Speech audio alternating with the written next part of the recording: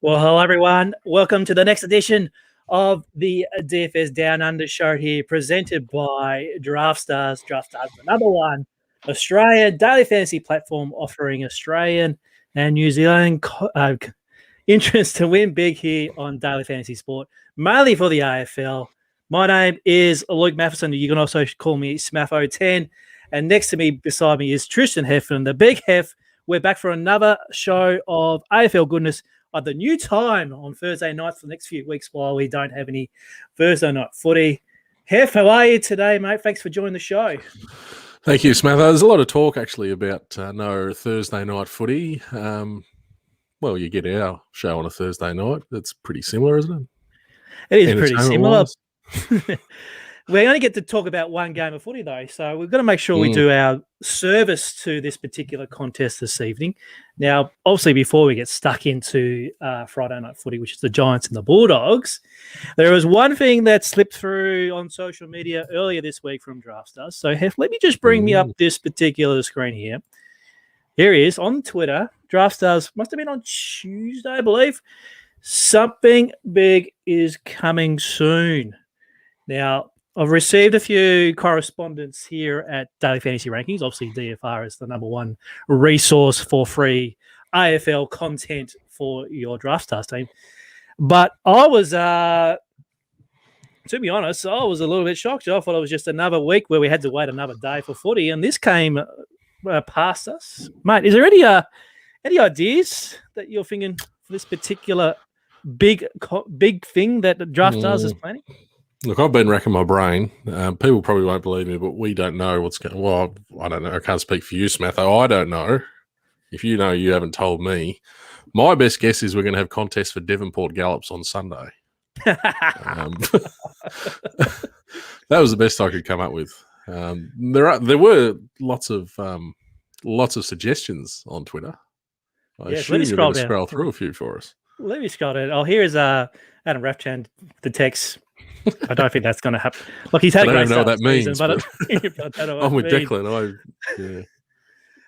But yes, there was some good little tweets here. Oh, there's the old WWF there. NHL launching. NHL is the showstopper or someone. Anyway, that's right. Lampy's in there with his 2 cents. They love these ideas too. Here's Brento, awesome promo, some excitement. Parks is going to promote it. Excellent.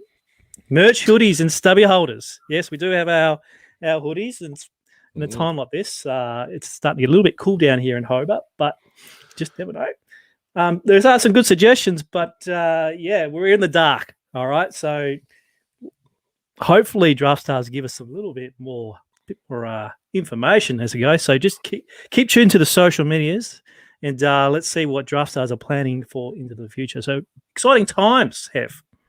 Absolutely. Can't wait. All right, mate. They don't do this very often, Draftstars. Like this is not the boy who cried wolf. It's very, very rare that they tip something big is on the way. So it's got to be big. Yeah. It's not like when you tip something big, Smatho. Yeah, if I tip something big, it's not like in our fantasy draft when you said you've got a big pick coming up at number 5 and you took Paul Hunter.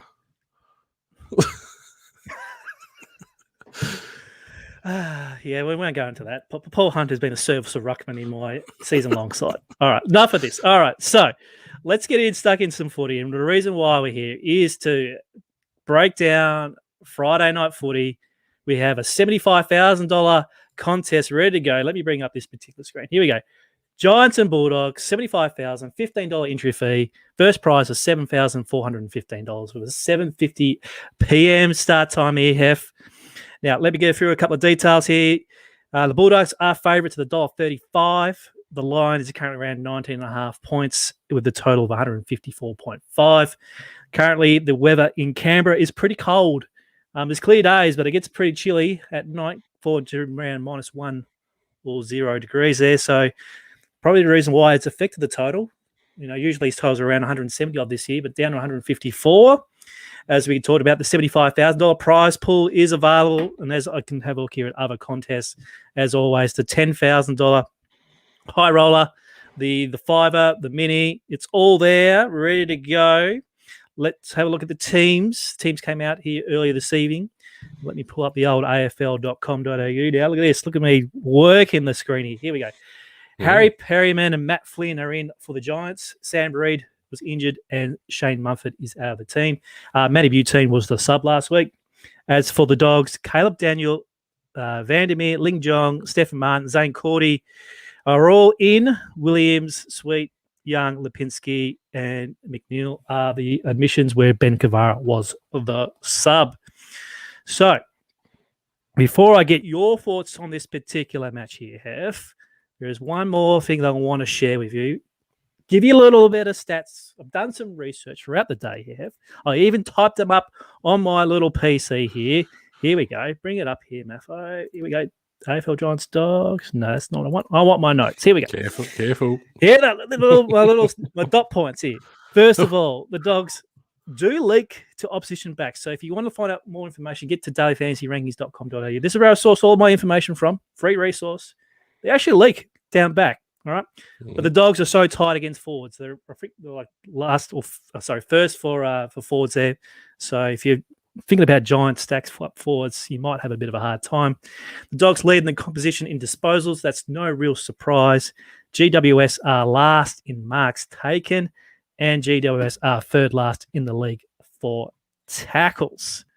All right, that's a lot of information to take in there straight away. So, mate, what are you thinking first up when you're looking at this particular slate for Friday night? Well, first up, just looking at those ins and outs, there's a lot of changes, but structurally, I think the teams, there's not a great amount of changes there. We've got Flynn replacing Mumford, Perryman replacing Reid. That's sort of like for like. Similarly with the Dogs, Lipinski spent a lot of time forward and has done. He's been squeezed out of that midfield. So likes of Vandermeer and Zhong coming in there for Lipinski and McNeil, similar types of roles. So I don't think we're necessarily going to get any boosts by someone getting more midfield time or getting squeezed out of the midfield. So nothing really I'm looking to target there. You stole my thunder a little bit on your wonderful graphic there, Smatho. The one thing that we had a bit of success actually identifying the last week, the Pies giving up all those uncontested marks, and the backs for the Eagles definitely cashed in. I was looking at this game, and the one thing about the Bulldogs is they don't concede much, but what they have conceded is uncontested marks. So they're about third in the league for giving up about 100 a game. It sort of ties in with the points that they're giving up to backs as well. There's sort of forcing teams to chip around in the back line. So I thought maybe there's an angle there, and then jump over and have a look at GWS, and they are last in the comp for uncontested marks. So they're not overly set up to take advantage of it. So I'm not finding too many angles to start with here, Smatho. We might have to lean on the prices a little bit more. All right. It seems a bit self-explanatory when you look at that thing, and okay, I've got a couple of angles of attack, but there's enough that you can lean on to be contrarian so far. So let's get stuck in this contest. We'll have a look at these prices, see where we can find in some little nuggets of gold. Giants versus Bulldogs. And as always, we start in the ruck here. So 3 options are available in this position. Tim English, who's mainly been playing up forward and he's doing really well. 12,590 is available for him. Matt Flynn returns to the side. He's at 11,030. And Stephen Martin also returns after just the one game. I do believe he was off. So 9,370.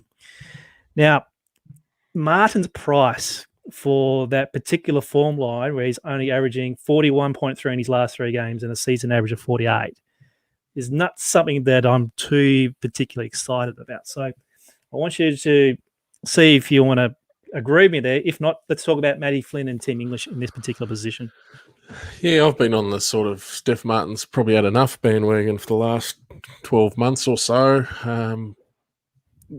He's obviously a pretty attractive price for someone of his name, and Matt Flynn, yeah, he's not going to really scare Steph Martin too much, but like you say, we've seen a couple of pretty ordinary scores from Martin this year. In his defence, he has come up against Brodie Grundy and Nick Natanui. He didn't cash in against Goldstein with a pitiful 24, but against his old mob, he didn't look too bad there against the Lions. He's had a week off, a bit of a freshen up. I'm sort of leaning to Martin out of the 3. We know Martin is generally pretty hard to go up against. So it's going to be tough work for Flynn. Even though he's one out, he's got Martin and then English chopping out as well. So 11,000. I'm leaning to saving the money.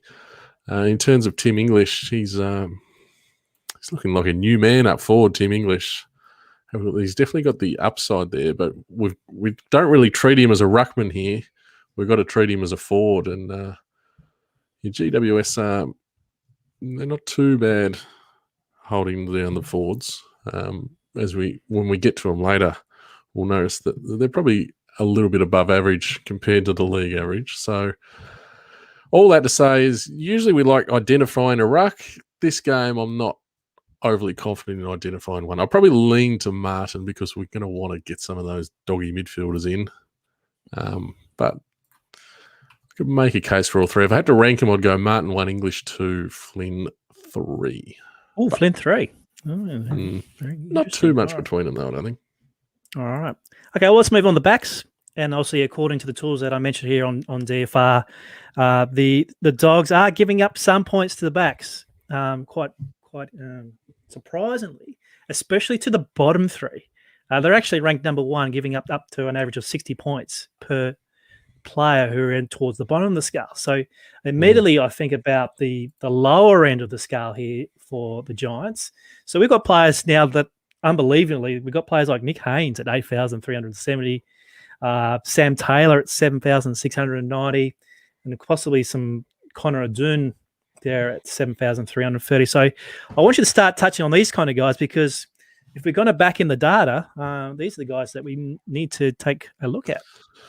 We do. Haynes is an interesting one because he's so underpriced there. We got a fair bit of work out of Haynes last year. Even though he's had a bit of a down year, he's nearly priced at 8x. So I think he stands out as a bit of an obvious play. And he does have the upside. We know these guys. We've only had 5 games. It's not a huge sample. The Dogs do have a couple of big guys that you have to worry about. Obviously, we've got English, we've got Bruce, and we've got Norton. So, Haynes is probably going to have to take one of those guys. But, yeah, it does seem very, very cheap for a guy of his quality. Connor, how did you pronounce him, Smatho? I prefer you to sound a bit silly than me. Udun. Yeah. Sorry, Colin. He's quite cheap. He did show us he's had a couple of 60+ scores, which at this price is quite good. They were boosted by some high mark numbers, so he's got to be in play. The one guy that there's 2 guys that sort of stand out in terms of chipping it around, and that'd be Lockie Ash and Isaac Cumming. We know Isaac Cumming gets a boost with all the kickouts. He's been quite consistent. He had his worst game last week against Sydney, but you can sort of note that Sydney have been really stingy against opposition sides all year. So I'm quite happy that Cumming could bounce back, and Lockie Ash flashed massive upside a couple of weeks ago against the Pies when he had a big 120. So, there are a couple of guys that I'd be looking at as well. It's those halfback flankers who might get those uncontested marks that I'd be preferring to zone in on rather than the likes of someone like Lockie Key, for example. Okay. Well, let's talk about the flip side, which is obviously the Doggies. But the numbers suggest that, the Giants really pull some really tight strings there for fantasy scoring down back. So immediately I'm thinking that Caleb Daniel at 13,690 is just way too expensive, and possibly Hayden Crozier at 12,000 as well. Any confidence in these guys for the Doggies? Yeah, I sort of agree with you. The thing about Caleb Daniel is you've got a big population who are going to struggle to play him after he got 20 against the Lions. A couple of my mates, I saw some WhatsApp comments, and that's going to sting for quite a while if you played a little Caleb and he got 20 there. If you're going on data, you've got to look at the Giants, but no one really stood out as being any particular value to me for the Dogs. It doesn't mean they can't score, and we know that the Dogs stacks can always be in play. Speaking of Haynes, he was quite cheap. We got to look at On the flip side for the Bulldogs, the cheap guy is Johannesson, all the way down to 7,300, which is sort of unheard of. He's been fighting to get his way into the team. I don't think GWS will pay him any attention, so he's a guy that you can sort of overlook his poor recent numbers, and we do know that he does have a decent ceiling, JJ, when he's up and going. So, he's probably a cheaper guy that you'd want to sprinkle through your lineups. Okay, fair enough. Let me fill out my last one here. I do like Sam Taylor there. Scored 69, 62, 79 in his last 3 matches there. Under 8K. I can get him in to load up in my mids. So he goes in there for us. Now, speaking of mids, I think it's pretty self-explanatory what's going to happen here. Every man's dog is going to go for a dog midfield. The ability to score high points and actually restrict opposition mids makes a very attractive target. So we can talk about the big 4, which is Bontempelli and Dunkley and McRae and Treloar and that. You can touch on them if you like, but is there any other mids that if you want to try and save some money on, we can also look at as well? Yeah, it's a tricky one because they're so exposed, the Dogs. We know what they do. It's not like there's any. Well, Treloar's probably still a little bit underpriced there. The thing about Treloar is he had a slow start to the season, but 3 consecutive tons, he's still getting in for under 15,000. The role just seems to be getting better all the time for Treloar.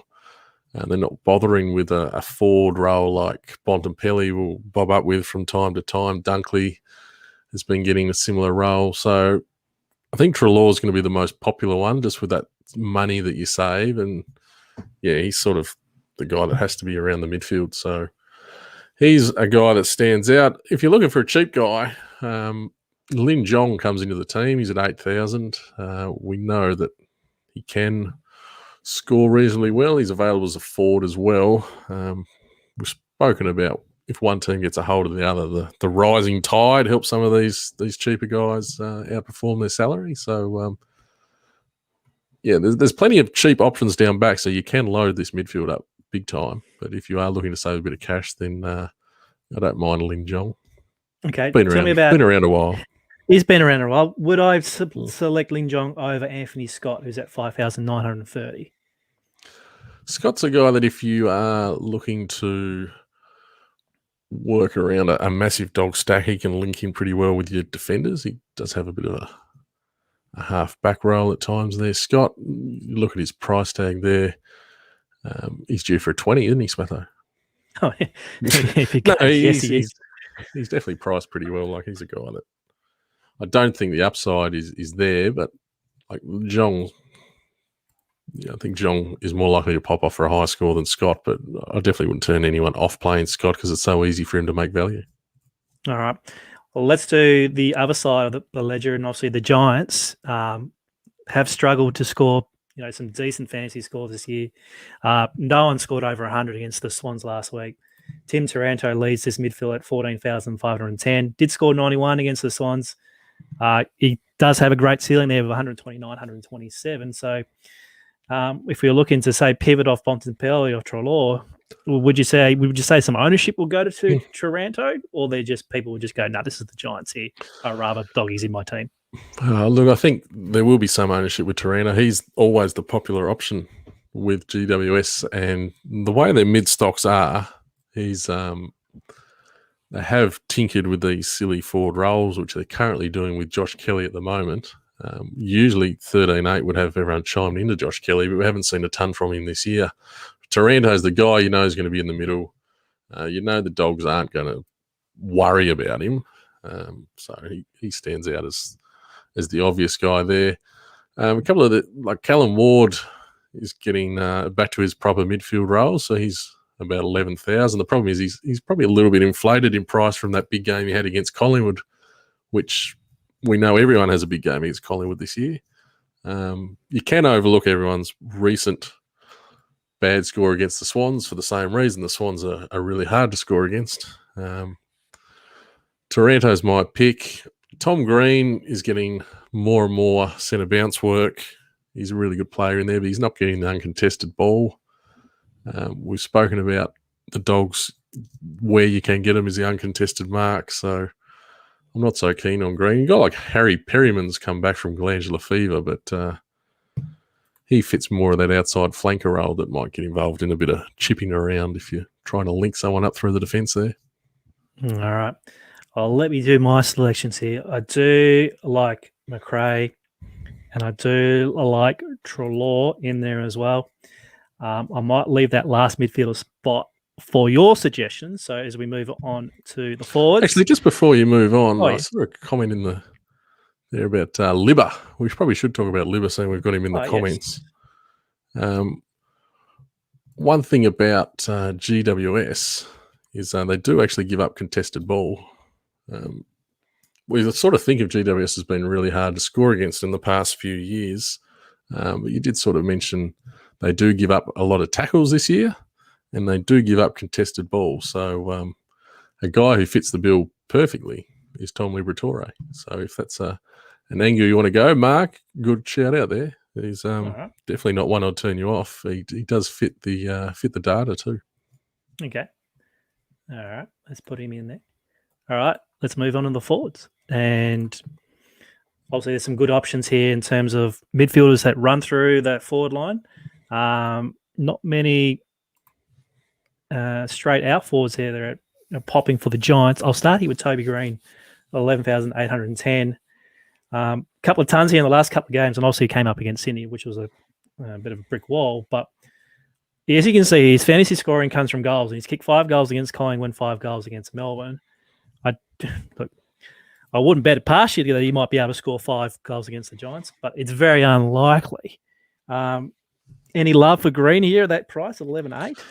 Well, let's look at that 64 against Sydney a bit closer. He kicked 1 goal, 7, and he gave away 4 frees. So he definitely had the opportunity to score a lot more, Toby Green, coming off 3 99 pluses. He's sort of the man there, Toby Green. The Dogs, this year they've been better against forwards. That's an understatement. They're giving up least points to forwards in the comp. Years gone by, they've always been a team with targeted forwards. So he's priced. He's got upside at his price, Toby Green. It's a hard one to come and pick on data, these GWS forwards, but Green is just sometimes you've got to back in the superstars when they're at a price like that. And it doesn't matter who they're playing sometimes. Someone like Toby Green, if he's on, he's on. So, yeah, I'd much prefer Toby Green than, well, there's no one around his price for GWS. But if someone's going to go off, it's going to be him. Now, speaking of going off, this particular player, and Josh Dunkley has been going off there, 151 last week against the Gold Coast, which Gold Coast are a fancy-friendly side. So, coming up against a midfield that, as I said, doesn't really restrict scoring here. We have to start talking about ownership. Can we do a scary fade on him at 15,920?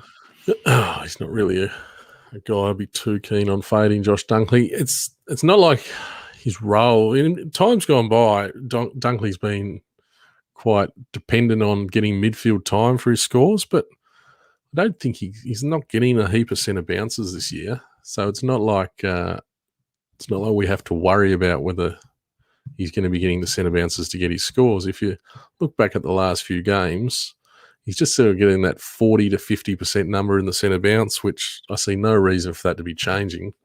So I see no reason that he won't go around the 100, 110 mark again. And if you had forgotten his upside, there it was last week against Gold Coast. Obviously, he's the most expensive guy on the slate, but there's a reason for that. He's flying. A lot of tackles there. Look at that, 8-8-3-9-3 tackles, and that's obviously fantasy gold. So if it gets a bit more contested game in the cold in Canberra, then yeah.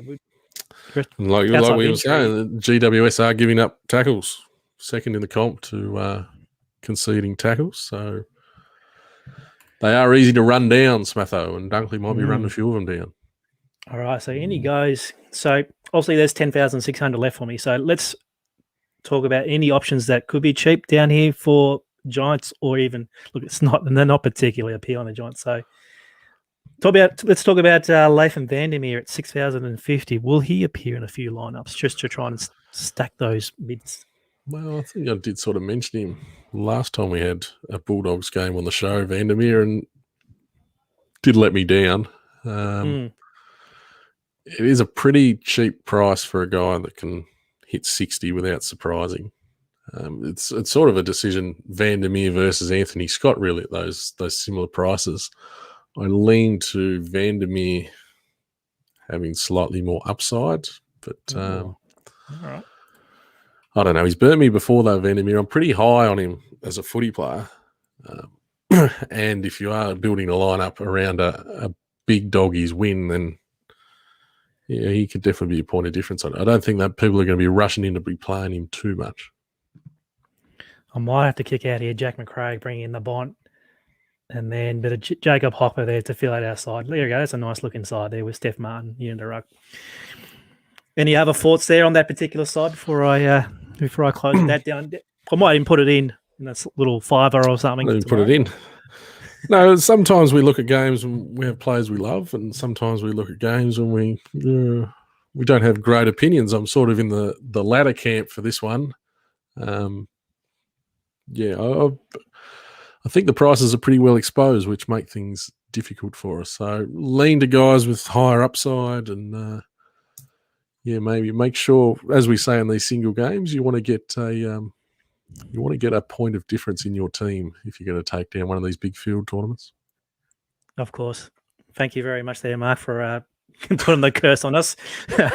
I've known to curse a couple of guys lately, especially a good friend of the show here, Jay Barrett, who was in the NBA Target today. I have to give him a little shout out because he scored 399.5 in the $15,000 ticket, which was taken down by Jason Miggs today. So, Miggsy, welcome to you, mate. But unlucky JB, but you'll get him next time, mate. All right, well, we'll wrap things up there. Obviously, it was just the one game for us on the DFS Down Under show, which I don't mind. I don't mind that at all. So, Hef, thank you for joining me on the stream this evening. Anytime, get to dailyfantasyrankings.com.au for all of your AFL Daily Fantasy research. We'll look forward to seeing you this time next week for more Down Under stuff. Say goodbye to the viewers, Hef. Stay tuned to the Twitter page, and if you get the word, Smatho, send me a little text. I like to know these things. Yes, Don't leave me out. I might even jump on the mic and go Twitter live and do some sort of announcement that I did a couple of years ago. If you'll remember that. Oh. Yeah, we do the phone call. Let's do the phone call. We've tried to forget it. We'll do the video phone call. How's that? All right. Well, thanks for all the viewers for tuning in. Good luck on Draftstars this weekend, and we'll look forward to seeing you next week for the next edition. Catch you then. Cheers. Thanks, mate. See ya.